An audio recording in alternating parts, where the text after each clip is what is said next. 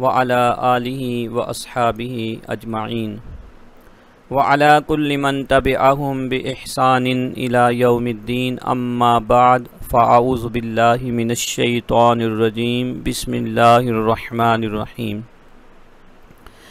सामीन मोहतरम, फ़ज़ाइल व अहकाम ज़कात कोर्स के सिलसिले का ये तीसरा लेक्चर है और आज के इस लेक्चर में ज़कात से मुताल्लिक़ चंद अहम मसाइल बयान किए जाएंगे जिनके बारे में लोगों में गलतफ़हमी पाई जाती है।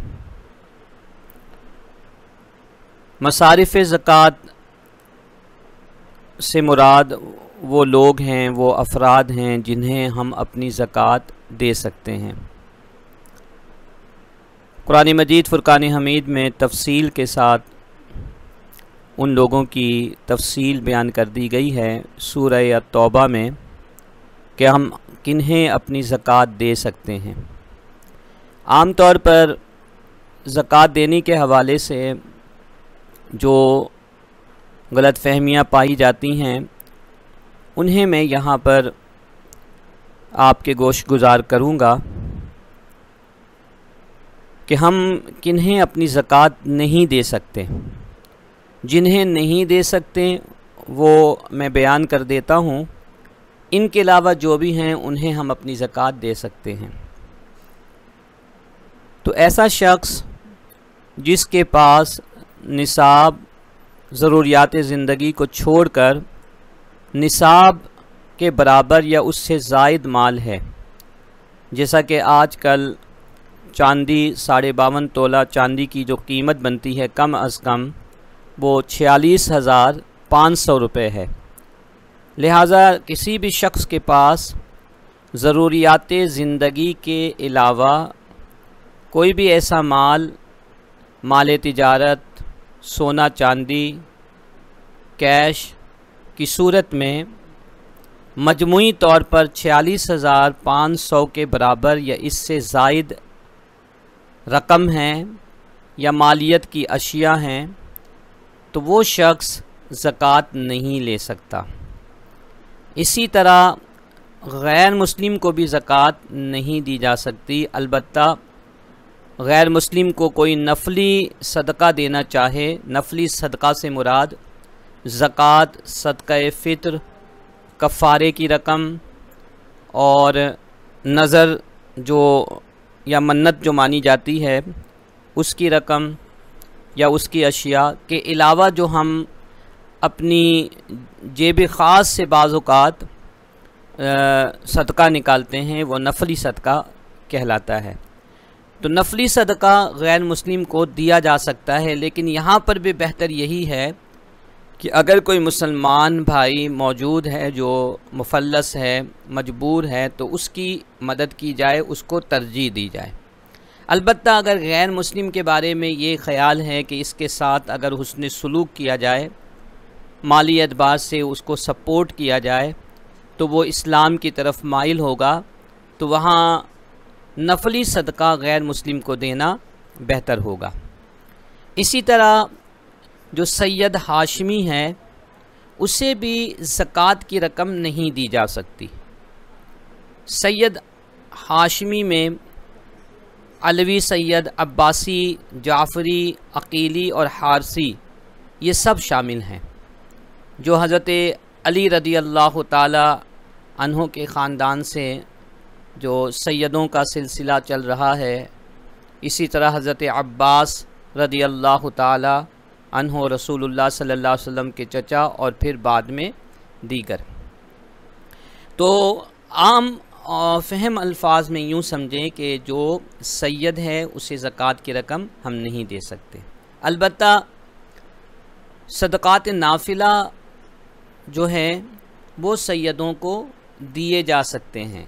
सदक़ात नाफिला से मुराद अभी मैंने अर्ज़ किया जो ज़कात, सदका फ़ित्र, नज़र की रकम, कफ़ारात की रकम। कफ़ारात से मुराद जैसे किसी ने कसम तोड़ दी उसे कफ़ारा देना है, या किसी ने रोज़ा रख कर तोड़ दिया और वो कफ़ारे की सूरत में अदा कर रहा है, तो वो जो कफ़ारा है वो भी सैयदों को नहीं दिया जा सकता। और रसूलुल्लाह सल्लल्लाहु अलैहि वसल्लम की एक हदीस मुबारक का मफ़हूम है कि जिसने दुनिया में मेरे ख़ानदान वालों के साथ हुस्न सलूक किया, उनका हाथ पकड़ा, तो क़यामत के दिन मैं उसका हाथ पकड़ूँगा। तो इस हदीस मुबारक के तहत हमें चाहिए कि हम अपनी जेब ख़ास से सैयदात और सैयदज़ादों की मदद करें। इसी तरह अपनी असल को भी ज़कात की रकम नहीं दी जा सकती। असल से मुराद जिनकी आप औलाद हैं, यानी आप अपने वालिद को, अपनी वालिदा को, दादा को, परदादा को, नानी को, नाना को, ये सब असल हैं, ओरिजिन हैं, जिनकी हम औलाद हैं। तो अपनी असल को ज़कात की रकम नहीं दी जा सकती। इसी तरह अपनी फ़रा को भी ज़कात की रकम नहीं दी जा सकती। फ़रा से मुराद वो जो हमारी औलाद है, बेटा, बेटी, पोता, नवासा, नवासियाँ, ये सब हमारी औलाद हैं, इनको भी ज़कात की रकम नहीं दी जा सकती। इसी तरह मियाँ और बीवी एक दूसरे को ज़कात की रकम नहीं दे सकते, क्योंकि वो एक दूसरे को सपोर्ट करने के मुतरादिफ होगा। आम तौर पर यहाँ पर भी गलत फहमी पाई जाती है कि अगर शौहर मुफल्लस है, कमज़ोर है माली एतबार से, तो बीवी उसे ज़कात दे सकती है। तो ऐसा नहीं है। मियाँ बीवी एक दूसरे को ज़कात की रकम नहीं दे सकते।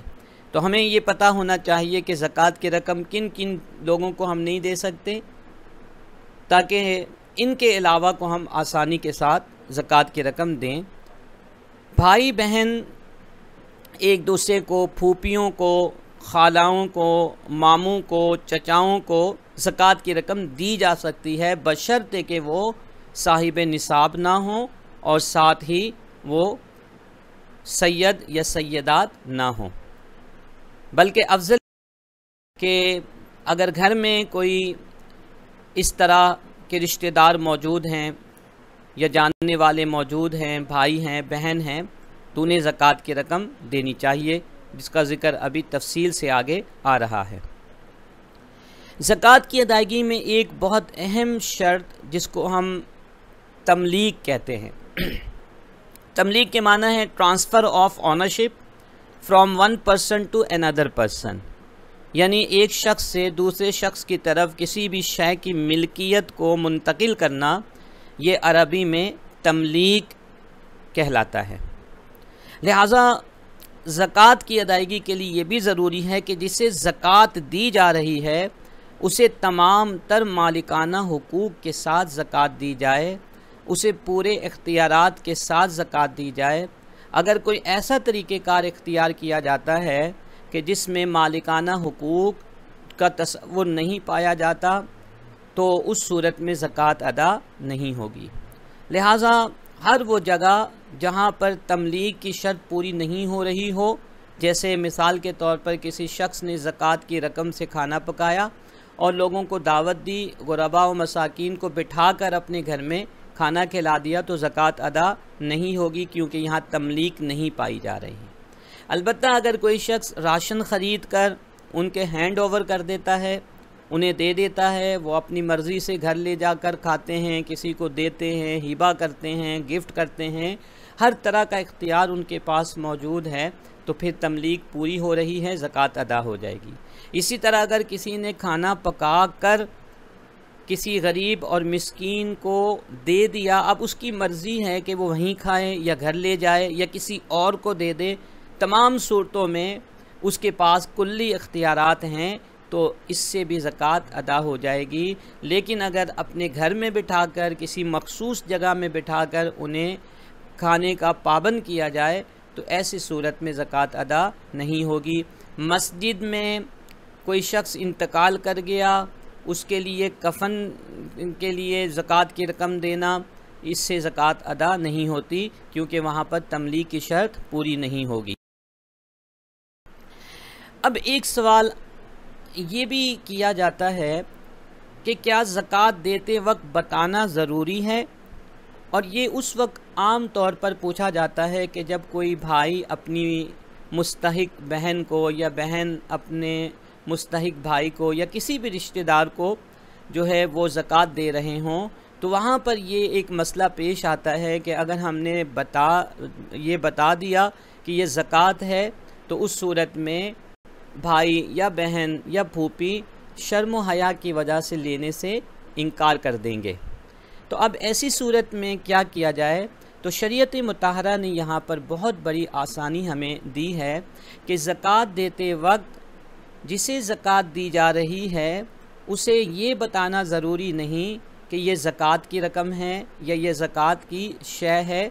अलबत्ता जब वो ज़कात अदा की जाए तो वहाँ पर नीयत कर ली जाए कि मैं ज़कात अपनी अदा कर रहा हूँ, और जिसे वो ज़कात दी जा रही है उसे भले से आप ये कह दें कि ये मेरी तरफ़ से गिफ्ट है, मेरी तरफ़ से तोहफ़ा है। यहाँ तक कि फ़ुक़हाए कराम ने इजाज़त दी कि आप ज़कात देते वक्त नीयत कर लें। अगर वो लेने से इनकार करता है तो आप कहें कि ये मेरी तरफ़ से कर्ज़ है, जब आपको होगा आप वापस कर देंगे, और आप जहन में ये ख़याल पैदा कर लें कि ये मैं ज़कात अदा कर रहा हूँ, मैं वापस नहीं लूँगा। जैसा कि फ़िक़ह की मशहूर किताब रद्दुल मुहतार में ये इबारत मौजूद है कि ला एतबार अली तस्मियती फ़लौ सम्माहा हिबतन औ कर्दन तजज़ीहु फ़िल असह, के ज़कात कहने का कोई एतबार नहीं, यानी ये ज़रूरी नहीं है। अगरचे वो हिबा कह दे, गिफ्ट कह दे या कर्ज़ कह दे तो भी ज़कात अदा हो जाएगी। अब मसारिफ़ ज़कात के हवाले से मैं एक बात अर्ज़ करता चलूँ कि अगरचे किसी भी मुस्तहिक को आप ज़कात देंगे तो ज़कात अदा हो जाएगी, लेकिन दो अहम मसारिफ़ मैं सामीन कराम के सामने पेश करना चाह रहा हूँ जिनको ज़कात की रकम या ज़कात देने से ज़्यादा अजर व सवाब मिलने की उम्मीद है। एक तो रिश्तेदार, जैसा कि जनाब रसूल करीम सल्लल्लाहु अलैहि वसल्लम की एक हदीस मुबारक का मफ़हूम है कि अपने रिश्तेदार को जो मुस्तहिक है उसे ज़कात देने से, सदका देने से दोगुना सवाब मिलता है। एक सवाब तो सदका देने या ज़कात देने का, और दूसरा अजर और सवाब सिले रहमी का। लिहाजा हर शख्स को ये चाहिए कि जब वो अपनी ज़कात निकाले तो पहले अपने घर वालों में से देखे जो असल और फ़रा के अलावा हो, मियाँ बीवी के अलावा हो और सैयद और सैयदात के अलावा हो, वो देखे कि क्या मेरे रिश्तेदार में कोई मुस्तहिक है या नहीं। अगर कोई मुस्तहिक है तो वो अपनी ज़कात उस रिश्तेदार मुस्तहिक को देकर डबल सवाब हासिल करें। इसी तरह दीनी मदारिस, और आज के ज़माने में दीनी मदारिस को इसलिए भी ज़्यादा तरजीह देने की ज़रूरत है कि कोरोना वायरस की वबा की वजह से लोगों की तवज्जो मदारिस इस्लामिया की तरफ से कम हो गई है, और एक साजिश के तहत मदारिस इस्लामिया के बारे में जो गलत फहमियाँ फैलाई गई मीडिया के ज़रिए से, लिबरल्स के ज़रिए से और नाम नहाद स्कॉलर्स के ज़रिए से, तो इसकी वजह से मदारिस दीनिया जो है वो इस तरह की माली इमदाद से महरूम होते जा रहे हैं। लिहाजा आप जो भी ज़कात निकालें, ये ज़रूरी है कि उसका कुछ ना कुछ हिस्सा मदारिस इस्लामिया के लिए ज़रूर मुख्तस करे, क्योंकि यहाँ पर भी आपको डबल अजर मिलेगा। एक अजर तो ज़कात या जो भी सदका निकाल रहे हैं उसके निकालने का, और दूसरा अजर आपको इशाअत दीन का भी मिलेगा कि आप इशाअत दीन या दीन की तबलीग और तरवीज में, यानी दीन की तरवीज और इशाअत में आप हिस्सा ले रहे हैं।